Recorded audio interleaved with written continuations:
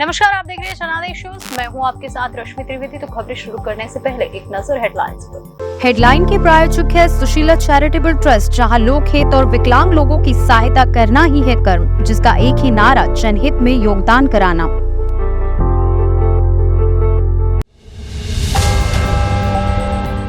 आरक्षण पर आक्रोश। 1990 के मंडल कमीशन के बाद मराठा आंदोलन के दौरान हुई सबसे ज्यादा आत्महत्याएं।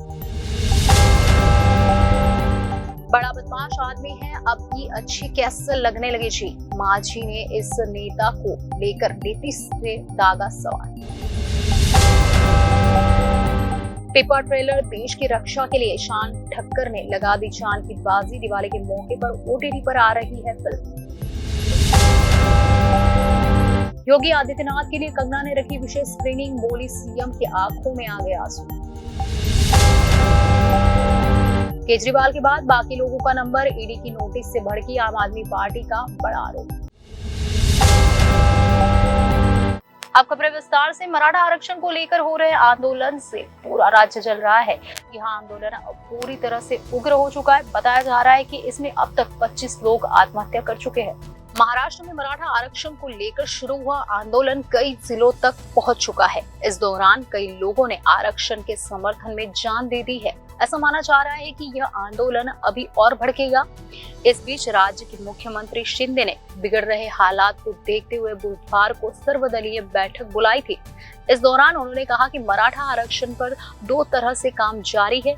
वही आरक्षण को लेकर किए जा रहे मराठा आंदोलन में होने वाले आत्महत्या को मंडल कमीशन के बाद सबसे अधिक बताया जा रहा है। बता दें कि मराठा आरक्षण को लेकर हो रहे आंदोलन से पूरा राज्य जल रहा है। यह आंदोलन अब पूरी तरह से उग्र हो चुका है। इस दौरान प्रदर्शनकारी कुछ राजनेताओं के घर और ऑफिस को आग के हवाले कर चुके हैं। आरक्षण को लेकर उग्र होते जा रहे प्रदर्शन को लेकर मुख्यमंत्री एकनाथ शिंदे ने सर्वदलीय बैठक बुलाई थी। महाराष्ट्र में जब से मराठा आरक्षण की मांग को लेकर आंदोलन शुरू हुआ है, तब से लेकर अब तक 25 लोग आत्महत्या कर चुके हैं। बीते मंगलवार की ही बात करें तो एक ही दिन में 9 लोगों ने आत्महत्या कर ली थी। बताया जा रहा है कि आरक्षण को लेकर हुए आंदोलन में यह संख्या 1990 के मंडल आंदोलन के दौरान की गई आत्महत्याओं के आंकड़ों के बाद सबसे अधिक है। हिंसक हो चुके इस आंदोलन की शुरुआत सितंबर से हुई थी। बता दें कि सर्वोच्च न्यायालय ने 2021 में महाराष्ट्र के मराठा कोटा कानून को रद्द कर दिया था। इसके बाद से ही लोग मराठाओं के लिए ओबीसी दर्ज की मांग कर रहे थे। वही आंदोलन की शुरुआत 1 सितंबर से हुई थी। आंदोलन के समर्थन में अब तक 2 सांसद और 4 विधायक इस्तीफा दे चुके हैं। हिंदुस्तानी अवाम मोर्चा के नेता और पूर्व मुख्यमंत्री जीतन राम मांझी ने पूर्व बाहुबली सांसद आनंद मोहन की रिहाई को लेकर नीतीश कुमार पर निशाना साधा है और कहा है कि साहब आपके खेल निराले। हिंदुस्तानी अवाम मोर्चा के नेता जीतन राम मांझी ने नीतीश कुमार पर हमला बोला है। जीतन राम मांझी ने कहा है कि साहब आपके खेल निराले है। दरअसल जीतन राम मांझी ने पूर्व बाहुबली सांसद आनंद मोहन की रिहाई को लेकर नीतीश कुमार पर निशाना साधा है। बता दें कि गोपालगंज के तत्कालीन डीएम की हत्या करने वाले आनंद मोहन को 27 अप्रैल 2023 को जेल से रिहा कर दिया गया था।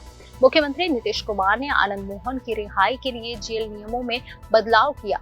इस पर हिंदुस्तानी अवाम मोर्चा के नेता जीतन राम मांझी ने नीतीश कुमार पर हमला बोला है। बिहार के पूर्व मुख्यमंत्री जीतन राम मांझी ने ट्वीट कर कहा, साहब आपके खेल निराले, पहले किसी को जेल भेजिए, फिर कानून संशोधन करा बाहर निकलवाइए और आनंदमय माहौल में प्रतिमा का अनावरण कर खीर मोहन खाइए। यही काम जब हम सीएम रहते कर रहे थे तो कह दिए कि कानून में संशोधन मत कीजिए, बड़ा बदमाश आदमी है, अब ये अच्छे कैसे लगने लगे जी। जीतन राम मांझी ने साल 2022 में आनंद मोहन की रिहाई की मांग की थी और नीतीश कुमार ने सामने यह मुद्दा उठाया था।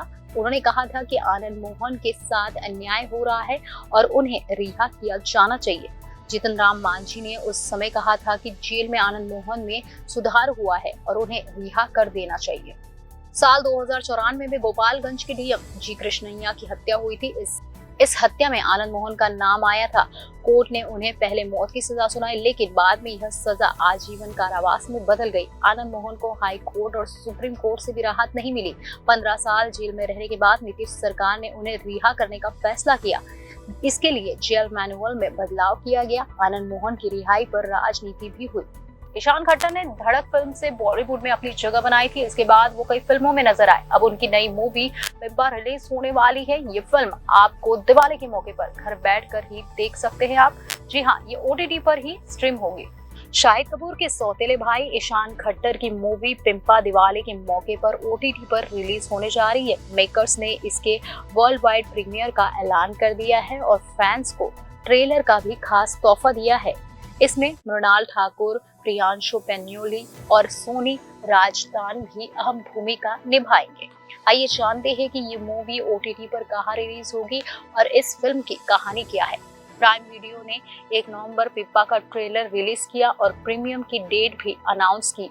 ये फिल्म 10 नवंबर 2023 को रिलीज होगी। ये फिल्म इतिहास के एक ऐतिहासिक पलों की रोमांचक कहानी है। 1971 के भारत-पाकिस्तान युद्ध के दौरान गरीबपुर की लड़ाई, ये बांग्लादेश की आजादी की लड़ाई में महत्वपूर्ण भूमिका निभा रहा था। RSVP और सिद्धार्थ रॉय कपूर की रॉय कपूर फिल्म्स के बैनर के तले बनी इस फिल्म को राजा कृष्ण मेनन ने डायरेक्ट किया है और रोनी स्टोवाला प्रोड्यूसर है। Brigadier Balram Singh Mehta the burning Chaffees पर बेस्ट ये फिल्म मेनन, तन्मय मोहन और रविंदर रंधावा द्वारा लिखी गई है। इसका म्यूजिक AR रहमान ने दिया है, जो देशभक्ति और बलिदान के इस कहानी को एक माहौल देता है। पिंपा का प्रीमियर भारत और दुनिया भर के 240 से ज्यादा देशों और क्षेत्रों में प्राइम वीडियो पर होने वाला है। डायरेक्टर राजा कृष्ण मेनन ने कहा है कि जब मैंने ब्रिगेडियर बलराम सिंह मेहता की किताब द बर्निंग चाफीज पढ़ी तो मुझे पूरा यकीन था कि जीत की इस प्रेरक और कम जानी गई कहानी को दुनिया के साथ शेयर करना जरूरी है। मेरा मानना है कि हम अपने इतिहास में छिपी इस कहानी को जीवंत करके अपने सशस्त्र बलों को एक श्रद्धांजलि देने में सक्षम है। कंगना रनौत की नई फिल्म तेजस लगातार चर्चा में बनी हुई है। रिलीज के बाद भी फिल्म को निरंतर प्रमोट करने में जुटी कंगना ने यूपी की राजधानी लखनऊ में मुख्यमंत्री योगी आदित्यनाथ के लिए तेजस की विशेष स्क्रीनिंग रखी।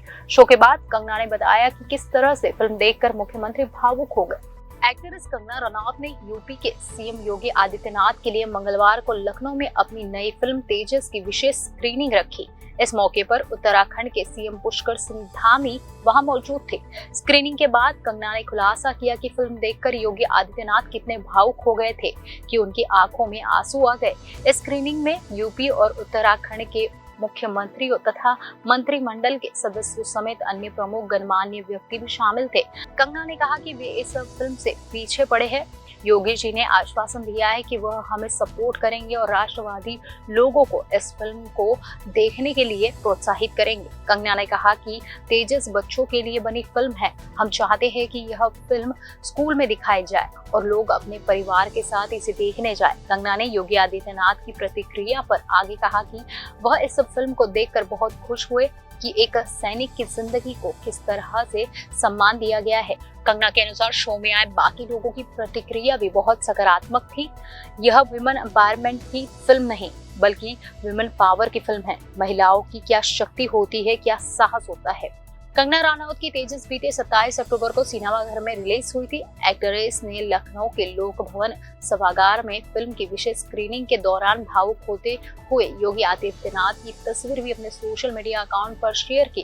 कंगना ने इस अवसर की तस्वीरें शेयर करते हुए लिखा, महाराज जी हमारे सैनिकों का साहस, शौर्य और बलिदान देखकर इतने भावुक हो गए कि उनकी आंखें छलक गई। धन्यवाद महाराज जी, आपकी प्रशंसा और आशीर्वाद से हम धन्य हो गए। एक सैनिक क्या चाहता है फिल्म में कंगना के साथ अंशुल चौहान, वरुण मित्रा, आशीष विद्यार्थी, विशाख नायर, कश्यप शंगारी, सुनीत टंडन, रियो कपाड़िया, मोहन अगाशे और मुश्ताक काग भी अहम भूमिकाओं में हैं।